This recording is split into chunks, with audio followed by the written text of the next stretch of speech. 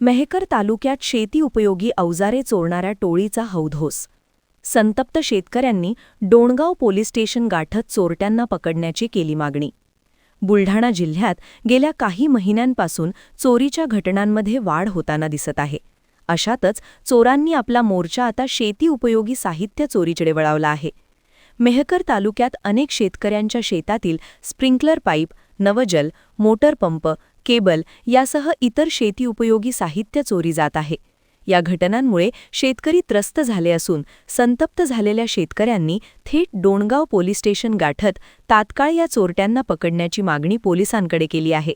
अन्यथा तीव्र स्वरूपाच्या आंदोलनाचा इशाराही शेतकऱ्यांनी दिला आहे.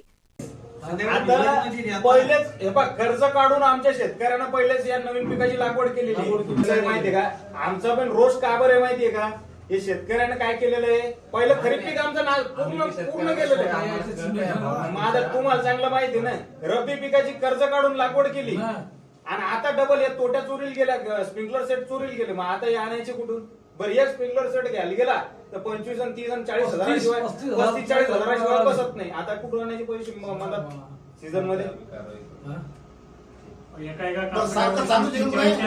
नुकसान व्हायला सध्या आता आपण नुकसान झालंय. काय करावं आता उद्या 40 हजाराचा निर्णय लावणं न वावरा, नाही तर गोवाळ देवा का हरवळ देवा तुमचा. म्हणजे आधी झालं काय काय ते सोलर कापून टाकले, कोणाचे फोडले, आता स्टार्टर पाईपच कापले. म्हणजे फक्त हेच नाही, स्प्रिंकलर सेटच नाही, त्या याचे चालू स्टार्ट